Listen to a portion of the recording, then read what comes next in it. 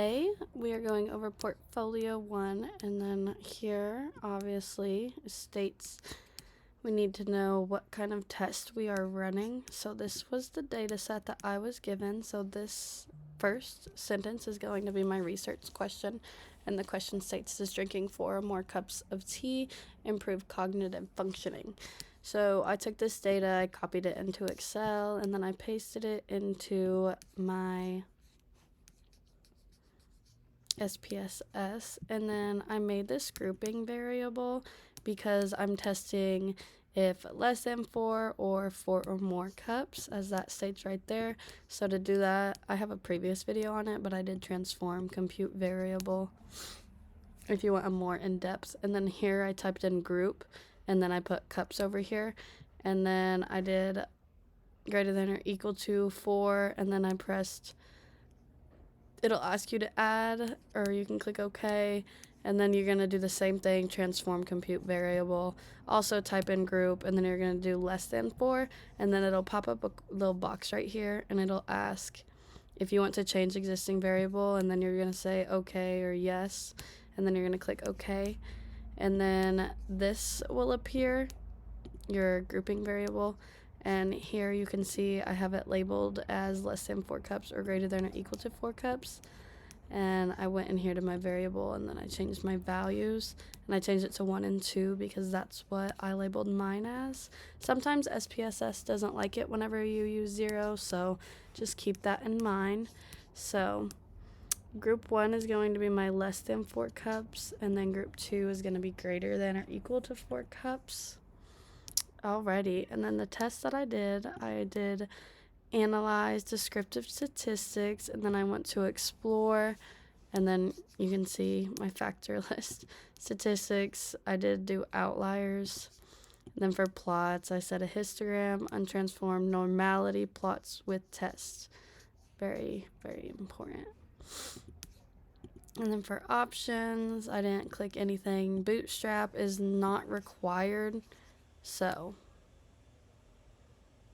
and then I just clicked OK, which I'm not going to do that here because I already have it down here, but that is what I did. And then I also did analyze after I read those results, which I'll explain to you. And then I did compare means, and I did an independent samples t-test. And from here, I put obviously cognition because that's what we're testing. And then my grouping variable, I did groups. And then here it'll ask you to define groups. And this is where it's very important. You need to know what group you have labeled as what. So my group 1 was less than 4 cups, and greater than or equal to 4 cups was my group 2. So be very cautious on how you do that. And then you're going to go to options, make sure you're at the 95% confidence interval. Bootstrap is optional. We don't have to do it, so I'm not going to. I just clicked OK, but here I'm going to click cancel because I already have the up. And then for graphs, I went to chart builder, and then this is an independent test because we're just testing one thing. So I did a basic, and then cognition is on my y-axis. And then the groups is going to be my x-axis because we're saying which, if that makes sense. And then just make sure you delete your title and your footnotes. Alrighty, and then from there, I open up my output file.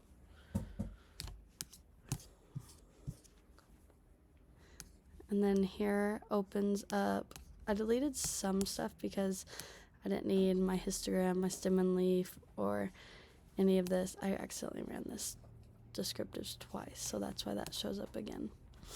So here, what we're going to look at first is whatever I got from doing analyze and doing descriptives. So we're going to pop up our test of normality. So my KS test right here. So since I am measuring 2 separate groups, one measured below significance and one measured above significance. So that's where I ran into my biggest problem, and I was told to check my Explore data PDF, and it stated that if you have 30 or more, as you can see, 30 or more participants, then you can ignore the test of normality. Not technically ignore, but you can say that the test of normality did in fact fail. so you can reject the null hypothesis. Alrighty, and then here is my I can't say that, but the only thing that is relevant here is going to be our based on mean, and we're going to look at our significance, and it is 0.736, so that is not significant because our alpha value is less than 0.05. And so from there I ran my independent t-test, and so from here what we're looking at, this is my Levene's. So my Levene's test is 0.736, just like my yes, that word that I'm not even going to attempt to say. And then, sorry, we look at our one-sided p, and our one-sided p is significant. So our observed probability is significant. And then from here, we're going to look at, this is Cohen's d. Point estimate is what is important. I don't know why I can't talk today. Which is 0.584, so that's going to have a medium effect.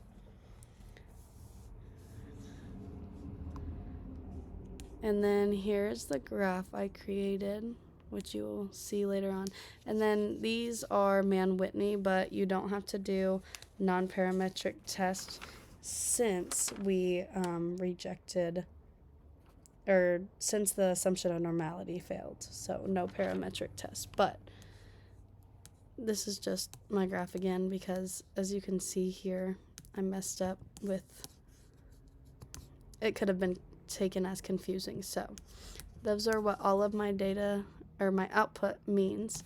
So here I open up my portfolio 1, and here I state my results. I said an independent t-test was conducted to see whether drinking 4 or more cups of tea improved cognition. That's my research question, so I stated it. There was a significant effect. That's where we got that 0.04, which is stated right here. And then there was significant effect of drinking 4 or more cups of tea. So tea, 58, because there were 30 in each, 30 who drank under 4 and 30 who drank 4 or more. So we go with our degrees of freedom right here. So 60 total, so 58 with our degrees of freedom. So T equals 2.263, which was our, I just closed that. Well, which was our Levene's. And then our Cohen's d was 0.736. And then I did state right here, both groups have 30 participants, so we can ignore test of normality. And then here I did a short description of my bar graph, which is a pretty decent size. You can see cognition was barely above 50, value 52 if you hold your mouse over it. And then this one is going to have a value of 57. And then here I just stated talking more about the graph. But that is how you can tell. This is how you input a new variable. That's how you run your t-test, how you determine, your research question.